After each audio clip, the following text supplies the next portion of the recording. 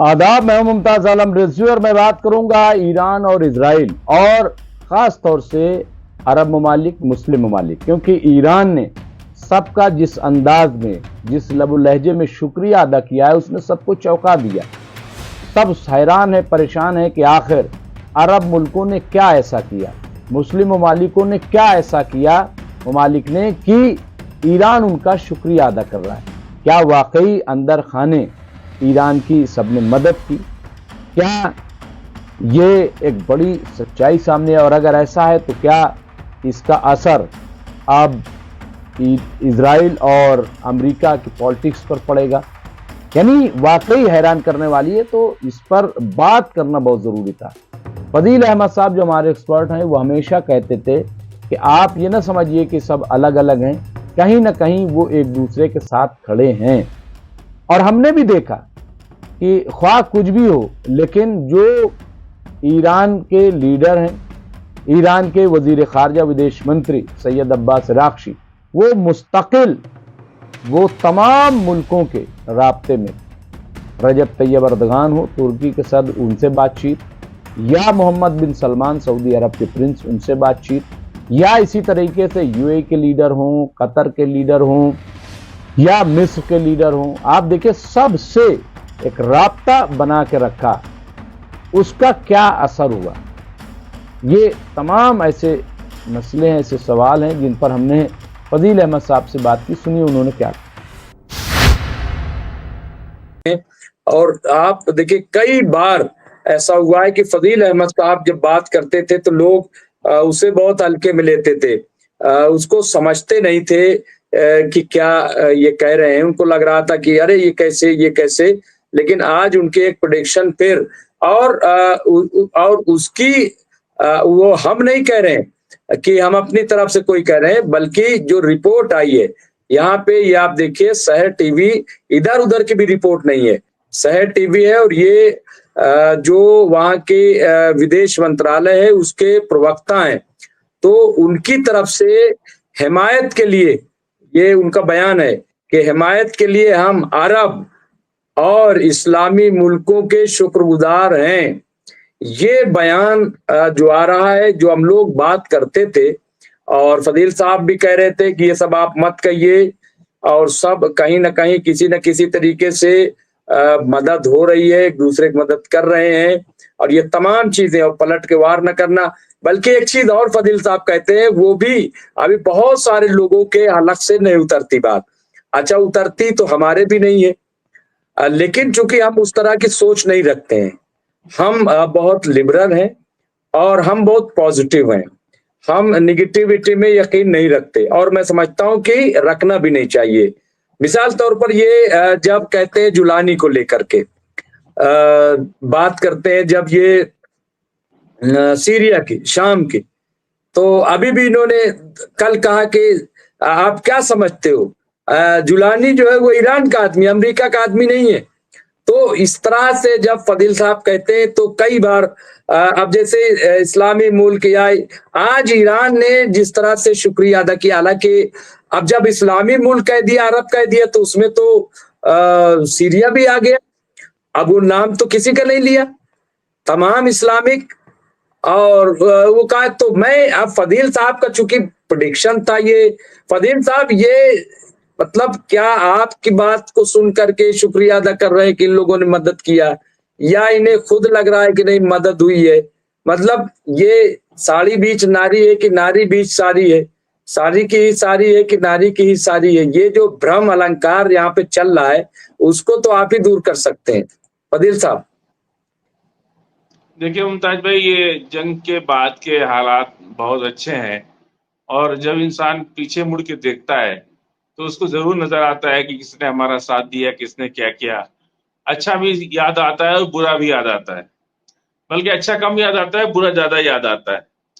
मैं शुरू में जब डिबेट, हम लोग 18 महीने 20 महीने से डिबेट कर रहे हैं, बार बार ओआईसी की बात होती थी। मैं कहता था कि ओआईसी एक न्यू बोर्न बेबी है। वो सच बात है, न्यू बोर्न बेबी है, लेकिन कम से कम एक बास्केट तो है, उस बास्केट में सभी बैठे हैं, उस बास्केट से बाहर कोई नहीं निकल रहा है। ये बहुत बड़ा फायदा है। और सबसे बड़ी बात कि हमेशा चाहे इराक की जंग हो या लीबिया की जंग हो या कतर की जंग हो या कभी भी कोई कुवैत की जंग हो, हमेशा मिडिल ईस्ट में कोई न कोई बागी निकल के आ जाता था और वो बगावत करके आपस में लड़ जाते थे। अफ्रीका दुनिया को सोना देता है और वो पूरा पश्चिमी देश उसका सोना बेच करके अमीर हो गए और वो देश हमेशा गरीब रह गया। ये लोगों ने पूरी दुनिया को बांट रखा है। पश्चिमी देश के लोगों ने सबने अपना, किसी ने नाइजर ले रखा है, किसी ने सूडान ले रखा है, किसी ने कुछ ले रखा है, किसी ने मिडिल ईस्ट, पूरी आधी दुनिया को इन लोगों ने अपने फायदे के लिए बांट रखा है। तेल का मालिक अमेरिका और सोना का मालिक फ्रांस, पर पूरे वेस्टर्न कंट्रियां जो हैं वो पूरी तरह से मिडिल ईस्ट को और अफ्रीकन कंट्रियों को अपने कब्जे में ले रखे हैं और सारा काम उनका, मेहनत उनकी, जमीन उनकी, लेकिन वो मालिक कौन बैठा है? पश्चिमी देश के लोग बैठे हैं। ये बात धीरे धीरे खामनेई साहब ने एक स्थापित की थ्योरी बना दी कि उनका मकसद है कि पश्चिमी देश हमारे मिडिल ईस्ट से बाहर जाए, मिडिल ईस्ट की चीजें मिडिल ईस्ट के लोग तय करेंगे और यही काम अफ्रीका में भी हो रहा है। तो ये सारी चीजें जब इकट्ठा हो रही हैं तो उसी का परिणाम है ये। और पूरा वर्ल्ड, इस्लामिक वर्ल्ड जिसको हम कहते हैं कि इस्लामिक वर्ल्ड, ईरान के साथ था। ईरान के साथ उतनी नहीं, तो इसके पहले जो हमले हुए सद्दाम हुसैन साहब, लीबिया या यासिर अराफात, ये लोग आपस में ही कोई ना कोई लड़ जाता था। लेकिन ये जो लड़ाई हुई है, ये चाहे कोई साथ रहे या ना रहे, लेकिन पूरी तरह से मुस्तहक होकर के, एक होकर के सब लड़े हैं। सबने एक दूसरे का साथ दिया है और जिसने नहीं दिया है वो चुप रहा है, लेकिन कभी खिलाफ नहीं गए। इसलिए ईरान की बहुत बड़ी जीत है और दुनिया में पहली बार अमेरिका के इकबाल को चैलेंज करना, इकबाल को चुनौती देना और दुनिया में दिखा देना कि अमेरिका कुछ नहीं है, ये काम ईरान ने किया है। ईरान, इस पूरे जीत का सेहरा ईरान को पहनना है और पूरी दुनिया आज की डेट में ईरान को अपना हीरो मान चुकी है और दबी जबान से या किसी भी तरह से पूरी दुनिया बोल रही है कि ईरान जो है एक नेचुरल हीरो है, एक ऐसा हीरो जो जंग जीत करके अपने को हीरो साबित किया है। आज पूरी दुनिया ईरान के पक्ष में खड़ी है। जी मुमताज भाई। लग रहा है कि ये वाकई अगर देखा जाए तो बहुत ही इम्पोर्टेंट है और ख़ास तौर से जो दूरंदेशी है, जो हिकमत अमली है, वो यहाँ पे बहुत इम्पोर्टेंट है फजील साहब कि ईरान जो है, अभी भी आप देखिए हिंदुस्तान का भी शुक्रिया अदा किया, यहाँ के लोगों का ख़ास तौर से कि यहाँ की आवाम ने, हिंदुस्तान के लोगों ने, सिविल सोसाइटीज़ वगैरह, इन सब ने जिस तरह से काम किया है वो वाकई बहुत अच्छा। तो ये जेस्चर जो मैं समझता हूँ कि बहुत इम्पोर्टेंट है। लेकिन फजील साहब, एक सवाल वही उठ रहा है कि आखिर में कि क्या लग रहा है कि कितना भरोसा किया जाए, कितना एतमाद किया जाए इस सीज फायर पे। और अब तो हालांकि ये बात आ रही है कि बहुत जल्द अब गजा में चूंकि ट्रक वगैरह अब जाने लगे, अभी ये खबर आई है ताजा कि वहां से अब ट्रक वगैरह जा रहे हैं, तो क्या अंदर खाने जो बात आ रही है, क्योंकि दोपहर में जब शौकत भारती साहब से बात कर रहे थे, अब मैं डिटेल में खबर भी दूंगा कि जो ईरान ने शर्त रखी वो गाजा की नाकाबंदी खत्म करना, वहां से आईडीएफ को वहां से जाना और फिर असर, यानी पूरा वही जो हमास की डिमांड थी वही सामने रख करके किया। तो ये चीज ये होना, ये कितना इंपॉर्टेंट है फदील साहब?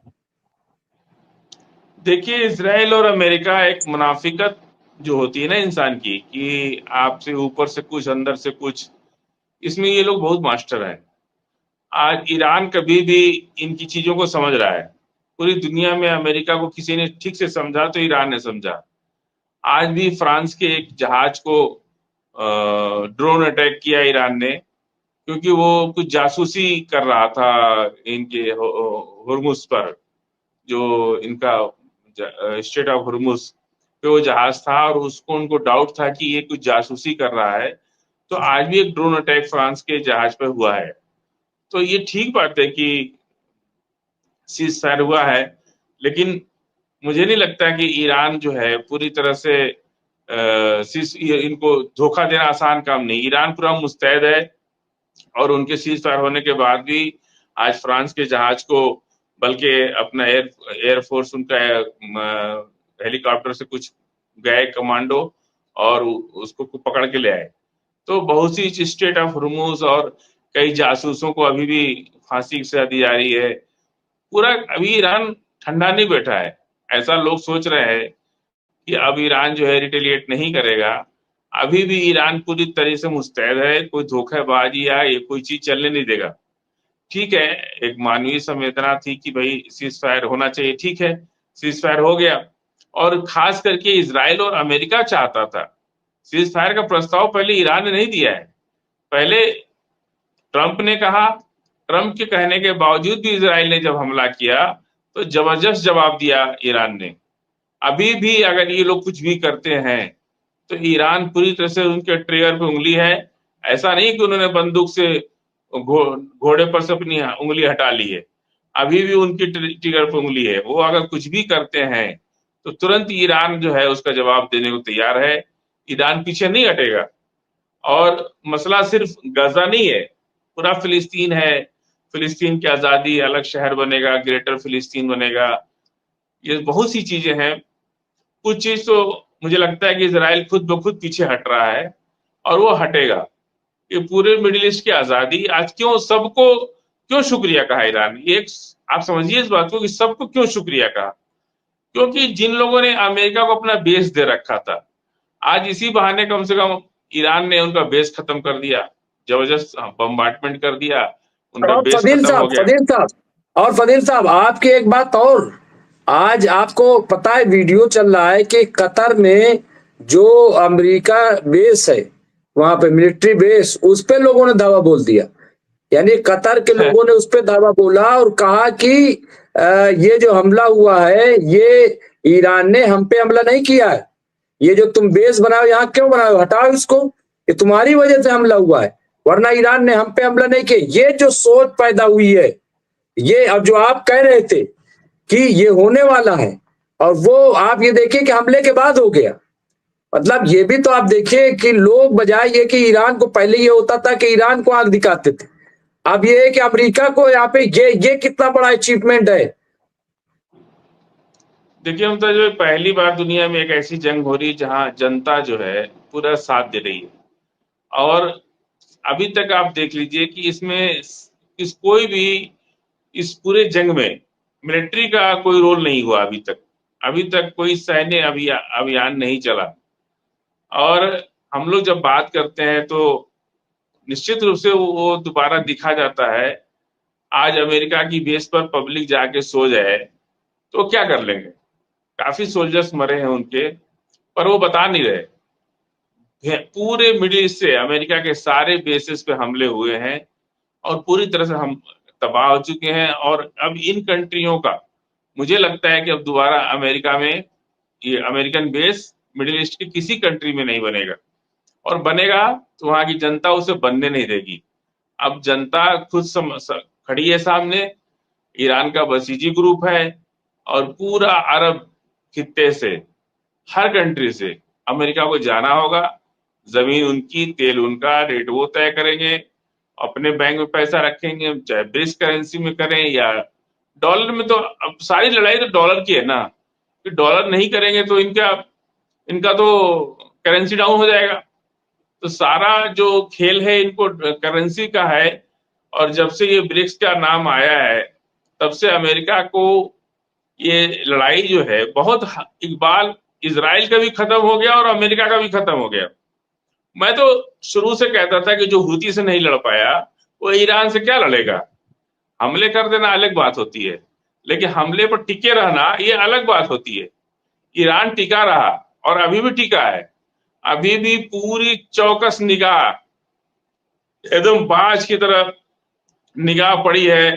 खामनेई साहब ने कोई अभी ट्रिगर की पर हम ईरान के सैनिकों ने कह दिया है कि अभी हमने बंदूक के ट्रिगर से उंगली नहीं हटाई है। ये मत सोचना कि हमने बंदूक हटा दिया है, हमने अभी, हमारी उंगली अभी ट्रिगर पे है। जैसे ही कुछ करोगे तो हम फिर चालू हो जाएंगे। ये बात ये समझ रहे हैं। और इतना ज्यादा पश्चिमी देश में, दुनिया में, इतिहास में, 50 साल के इतिहास में, हाफ सेंचुरी में कभी इतना सन्नाटा नहीं था। पर पूरा पश्चिमी देश, यूरोपीय यूनियन के सारे देश, ऐसा सन्नाटा मचा हुआ है कि अब क्या होगा।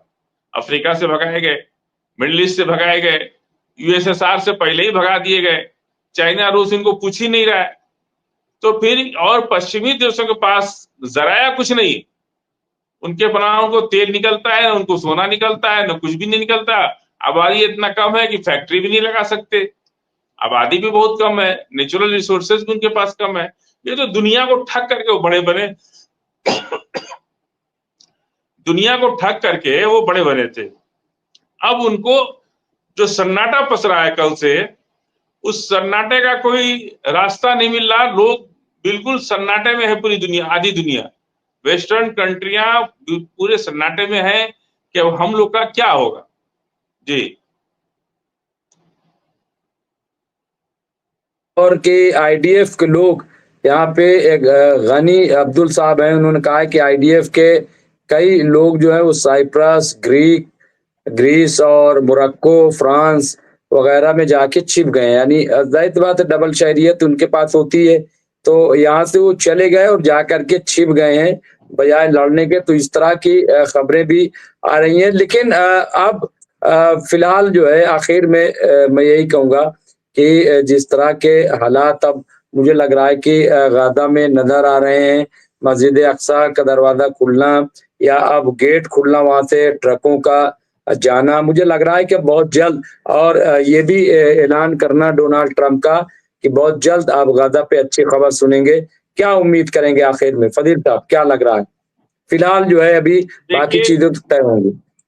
अब उनकी अच्छी खबर और बुरी खबर देने से कुछ फर्क नहीं पड़ता है। अब ट्रंप या अमेरिका नहीं तय करेगा कि मिडिल ईस्ट में किसी भी कंट्री का मुस्तकबिल, वो वक्त खत्म हो गया। अब ईरान तय करेगा, और अरब जितनी भी कंट्रीज हैं, अब इनकी जिम्मेदारी, मजबूरी है, इनको गजा का पुनर्निर्माण करना ही पड़ेगा।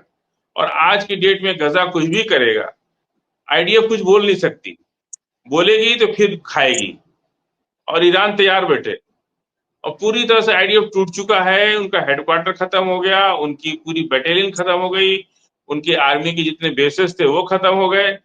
अब आईडीएफ बची कहाँ वहां, किसके कंट्रोल से चल रही है? ना तो उनके पास अपनी बिल्डिंग है, ना कोई रिसोर्सेज है। अब उनका मनोबल टूट चुका है। देखिए, फौज का मैं शुरू से एक बात कहता था कि बहुत से लोग हमारी बात से इत्तेफाक नहीं रखते थे कि फौज का मनोबल अगर गिर जाए ना, फिर सरकार कुछ नहीं कर सकती। आर्मी का मनोबल गिर गया, फिर आप कुछ नहीं कर सकते। सबसे ज्यादा मनोबल बढ़ाने की बात होती है। मनोबल आईडीएफ का तब गिर गया जब वो लोग पोस्ट छोड़ के जाने लगे और सरकार को कोई सुध नहीं कि कौन रहा, कौन गया, कौन मर गया, कौन बचा, कौन बीमार है, कौन हाथ कट गया, किसका पैर कट गया। जिसका अपने मन से जो हो रहा है हो रहा है। ऐसे हालात में सरकार का कंट्रोल आईडीएफ से खत्म हो गया। नेतन्याहू का पूरी सरकार का कंट्रोल आईडीएफ पर से खत्म हो गया। अब बेचारे अपनी मर्जी से, चाहे वो जा रहे हैं वहां पे, तेल भर खत्म हो गया, बीमार पड़ गए, कुछ भी हो गया, कोई पूछने वाला नहीं। इसीलिए तो उनके पेरेंट्स जो है, उनके घर के लोग नेतन्याहू के सामने प्रदर्शन कर रहे हैं कि भाई मेरे आदमी मिस है, ना घर आया, ना सरकार बताए कि वो कहाँ है। अगर क्या गजा वालों ने पकड़ लिया, वो भी बताना पड़ेगा ना कि गजा वालों ने पकड़ लिया। ये खुलते ही नहीं, कुछ बताते ही नहीं आईडीएफ। एक नया तरीका चल गया है आर्मी के अंदर। अमेरिका, कितना लोग मारे गए ईरान के हमले में, एक बार भी अमेरिका ने नहीं खुल के कहा।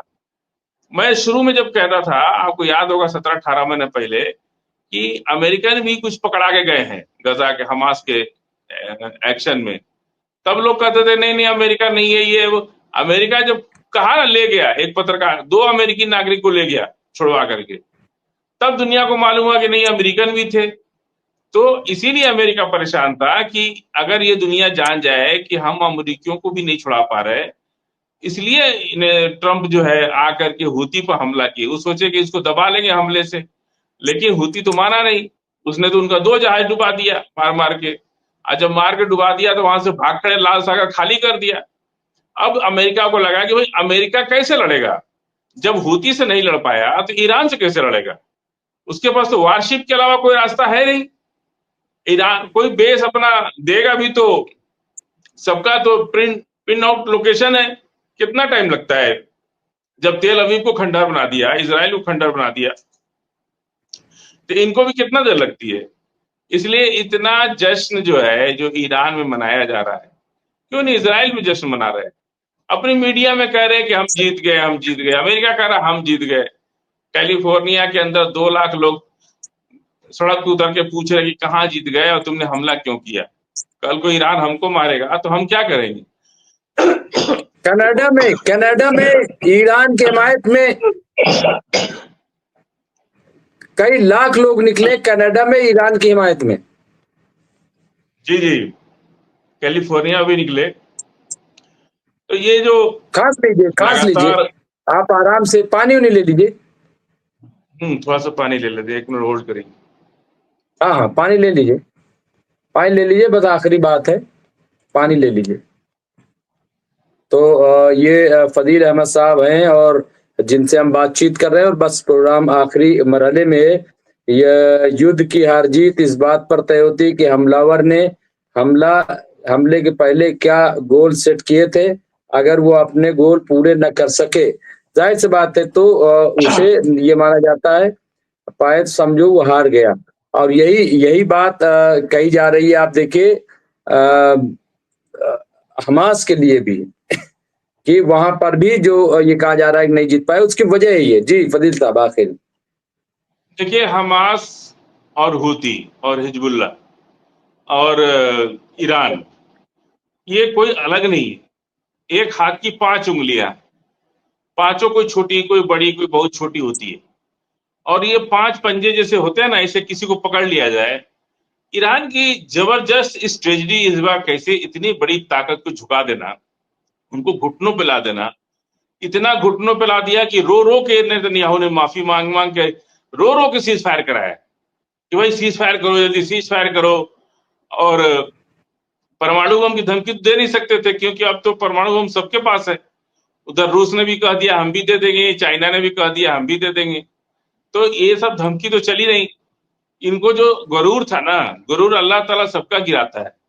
नेतन्याहू का भी गरूर था, रावण का घमंड। हम बार बार जब कहते थे कि रावण अपनी लंका जला लेगा, तो आखिर में रावण अपनी लंका जला के ही माना, पूरा इजराइल को तबाह करके तब मारा। तो ये बात जब हम शुरू में कहते थे कि भाई लंका को बचने दो, आखिर में नहीं माना। ईरान ने जब तक पूरी लंका जला नहीं दी, तब तक नेतन्याहू बोला ही नहीं कुछ। ये बात तो पहले भी सोच सकते थे। उनको नहीं मालूम था कि ईरान के पास इतनी मिसाइलें हैं या इस तरह की ताकतें हैं। वो अंडर एस्टिमेट कर लिए थे, बहुत कमजोर समझ रहे थे। तो सद्दाम हुसैन का टाइम चला गया, लीबिया का गद्दाफी का टाइम अलग था। ये ईरान है। ये खामनेई साहब जो कम बोलता है ना, वो ज्यादा खतरनाक होता है। खामनेई साहब कभी बोले ही नहीं कि हमारे पास क्या है और हम क्या कर सकते हैं। उन्होंने करके दिखा दिया।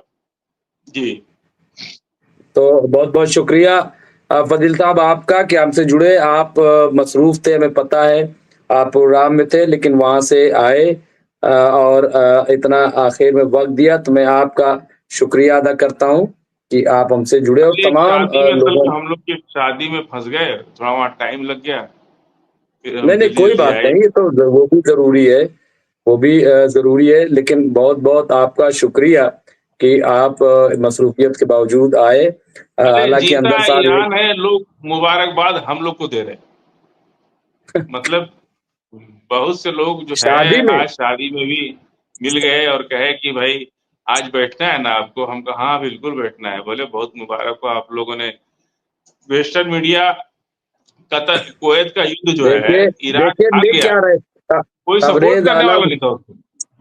तबरेज आलम सिद्दीकी साहब लिख रहे हैं कलकत्ता से कि मुमताज साहब के पास फजील साहब जैसा नायाब चीज। तो ये जो अरे है ये कलकत्ता के लोग हैं। तो कुछ लोग नजर न लगा दे, वो तो उतरवाना पड़ेगा, वो मिर्चा धनबाद उर्चा क्या धनबाद होता है के लोगों लोग पर। जो है धनबाद के लोग जो है बड़ी शिद्दत से इंतजार कर रहे हैं। अच्छा, तो हम्म। बहरहाल हम लोगों का प्रोग्राम बनेगा बहुत जल्दी।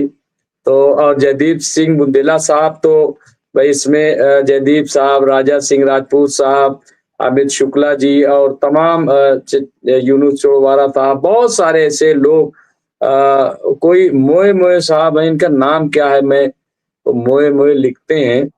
मुमताज भाई क्या है, आपके आईडीएफ के आर्मी 4 लोग मारा डाला, मरकाबा टैंक 2 क्या है, अरबे हमास ने बाहर रेड आईडीएफ के। एक तो भाई इंग्लिश में लिखा करे जरा से, मैं इतना ज्यादा नहीं पढ़ा लिखा तो मैं इस तरह पढ़ नहीं पा रहा हूँ। बहरहाल लेकिन अच्छा, एक ये चीज है सही है कि कि हम हम लोगों का मुमताज भाई जो हम लोग बैठ के यहाँ से प्लान करते थे, तो मरकावा टैंक तो सब हमास के पास चला गया, कई 100 मरकावा टैंक हमास के पास चला गया, जो गजा में घुसा यही निकला नहीं। सच्चाई है, ये सही है। अब ये लोग खुल नहीं, नहीं अब तो रहे। खबर ये आ रही, नहीं नहीं, वो जो आप बता रहे हो अभी खबर आई है और यूनुस चौवारा साहब ने दिया है कि 82,000 वॉलंटियर्स ट्रेनिंग ले चुके हैं इजराइल के अंदर घुसने की, यमन के पूरा अब सोचिए कि 82,000। तो और वो जो जॉर्डन ईरान वाली बात जॉर्डन थी, का जॉर्डन की भी खबर आई रही है कि जॉर्डन हाँ में जो जॉर्डन है में तो बाकायदा पट्टी बनाई जा रही, दीवार वॉल इजराइल जो वॉल है ये इस इसी से तरह से। परेशान हो गया कि अगर अगर घुस गए और पब्लिक मिस्र, तब नहीं नहीं, हमारा। मिस्र से हाँ, खबर आ रही है कि वहां पे हालात जो है बड़े खराब हो रहे हैं। तो इसलिए जो है मुझे लग रहा है कि ये तमाम चीजें जो हम लोग डिस्कस करते थे, हम लोग बात करते थे, और जाहिर सी बात है कि हम लोग एक प्रेडिक्ट करते थे चीजों को लेकर के, और लोगों ने उस चीज को सराहा भी, और बहुत सारी प्रेडिक्शन वो सही हुई। तो कुछ मुझे लग रहा है इजरायली कि हम लोग, नागरिकों के बीच में भी नेतन्याहू बेनकाब हो गए। इजरायली नागरिकों के बीच में नेतन्याहू, आज अगर चुनाव हो जाए ना तो जमानत नहीं बचेगी नेतन्याहू। और मुझे लगता है अभी अभी भी मुझे लगता है कि लोग घुसेंगे इजराइल में। जो हालात है ना, लोग अभी घुसेंगे, अभी घुसने लायक पूरा माहौल है। और अब दुनिया पूरा मिडिल ईस्ट फिलिस्तीन के झंडा फहराने के लिए बहुत आतुर है, और हम लोग की बात बहुत दूर दूर तक पहुंच रही है। और ये जो हम लोग यहाँ जो बैठ के प्लान करते हैं, ये दुनिया के भर के लोग, जो मिडिल ईस्ट के लोग खास करके, मुझे लगता है कि शायद हम लोग का वीडियो देख करके, चाहे जो भी है, ठीक उसी पैटर्न पे लोग काम शुरू कर देते हैं। और आज भी मैं बताऊं, अभी भी मुझे लगता है कि जंग बंद नहीं हुई है। जंग बंदी नहीं हुई है। 2-4 दिन, 5 दिन, 1 हफ्ते के अंदर आप देखिएगा, इसमें अभी तक रिजल्ट निकला नहीं इसका। इस लड़ाई का मकसद पूरा नहीं हुआ। उस मकसद को पूरा करने के लिए मिडिल ईस्ट अभी उतावला है, और ये 2-4 दिन के अंदर देखिएगा, मुझे लगता है कि इजराइल में बिना घुसे बात बनेगी ही नहीं। नेतन्याहू हटे वहां से, या तो नेतन्याहू हट जाते ना तो भी ये लड़ाई रुक जाती। जब तक नेतन्याहू कुर्सी पर बैठे हैं तब तक सीज फायर का मुझे कोई मतलब समझ में नहीं आया। और ईरान पूरी तरह से मुस्तैद है, कहीं से भी कुछ हुआ तो तुरंत क्योंकि जवाब देने के जो लिए तैयार। जो जो गाजा के जिस तरह से अब रिपोर्ट आ रही है कि 4 लाख, जिनमें से 2 लाख बच्चे गायब हैं, तो अब वो बच्चे कहाँ गए? क्योंकि किडनी का भी बहुत धंधा चलता है, आपको सब पता है। बहुत सारी चीजें जो है ह्यूमन ट्रैफिकिंग के बाद भी है। तो उनको जिस तरह से बच्चों को गायब किया गया है, मेरे ख्याल से अब ये तमाम चीजें फजील साहब आएंगे, और आनी भी चाहिए। क्या लाइन, क्या बिल्कुल क्या जांच नहीं होनी आनी चाहिए चाहिए। तमाम बात? हाँ, पूरा कि भाई कहाँ गए 2 लाख बच्चे? समुंदर का किनारा है। जब इजराइल जो है यूरेनियम चुरा सकता है, अमेरिकन यूरेनियम चुरा करके अपना परमाणु बम बना लिया। बरगुरियन साहब जो प्रथम राष्ट्रपति थे उस समय, मैंने एक दिन पूरी कहानी, अब आज सुनाएंगे तो बहुत लंबा हो जाएगा। तो पूरी कहानी कल मैंने कल 1-2 दिन पहले बताई थी आपको, कि किस तरह से यूरेनियम चुरा करके और कहाँ टेस्ट किया। मिस्र के जो सैयद नासिर साहब जो थे, उनका बहुत तगड़ा, इजराइल तो उसी वक्त खत्म होने के करीब था, लेकिन किसी वजहों से वो लड़ाई आखिर में जा करके थोड़ा गलत रूप में चली गई। नहीं तो परमाणु बम मारने का पूरा इरादा था उनका, और इसीलिए मिडिल ईस्ट के लोग डरते थे इजराइल से कि उसके पास परमाणु बम है, और वो बम का खौफ और मुझे ईरान ने लग रहा है निकाला। कि मुझे लग रहा है फजील साहब कि अमेरिका और इजराइल को भी लग रहा था, डर इस बात का तो था कि ईरान के पास परमाणु बम है और इसीलिए ये हिम्मत नहीं कर रहे थे, लेकिन इनको लगा था कि अचानक इस तरह से हमला करो कि सब तबाह कर दो, तो ये मारने के काबिल ही न बचे। यानी लेकिन उसमें भी ये धोखा खा गए। और अब तो खबर आ गई है कि वहां तो सब चीज तैयार है, वो तो 10 बम जो है वो तैयार है उनके परमाणु। तो अब जाहिर सी बात है कि यहाँ तो 10 की जरूरत भी नहीं पड़ेगी, यहाँ तो एक से काम हो जाएगा, लोग कह रहे हैं इजराइल में। लेकिन ऐसा होगा नहीं।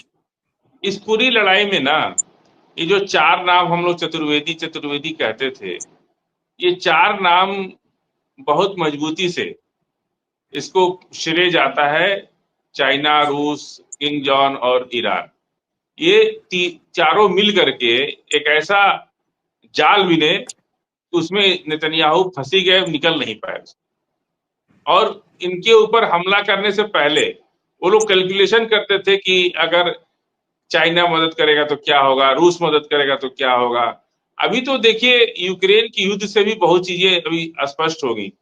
अगर यूक्रेन का युद्ध बंद हो जाता है और कोई सीज फायर होता है और कोई नेगोशिएशन टेबल पे लोग बैठते हैं, तो समझिए कि ईरान का भी मामला हल है, नहीं तो लड़ाई दोनों तरफ चलती रहेगी।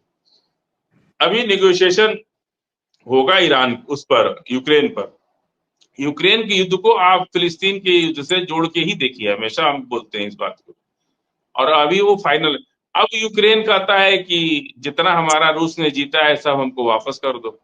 सब वापस कर देना होता तो इतना लड़ता क्यों? और इन किसी के चढ़ाने में आप चढ़ गए और बर्बाद कर लिए अपने को। तो ये यही होता है जब नेता गलत चुन जाता है या गलत फील्ड से आ जाता है, राजनीतिक फील्ड से नहीं होता है, तो उसका सफर पूरी देश करता है, कंट्री करती है। अगर नेतन्याहू इस्तीफा दे दिए होते आज से 6 महीना पहले, आज ये लड़ाई इतनी भयंकर नहीं होती, न इजराइल इतना बर्बाद हुआ होता, मामला ही खत्म हो गया होता। लेकिन वो तो आज भी अड़े हुए हैं, अभी भी उनसे इस्तीफा मांगा जा रहा है, लेकिन अड़े हुए हैं कि नहीं हम इस्तीफा नहीं देंगे। अब देखिए आगे 1 हफ्ता और लगेगा, देखिए क्या होता है। तो नाज़रीन, ये थे फजील अहमद साहब, हमारे एक्सपर्ट। उनसे हम बातचीत कर रहे थे इस पूरे मंजरनामे पर। इस तरह की खबरों के लिए देखते रहिए MMC न्यूज़ इंडिया। बहुत बहुत शुक्रिया।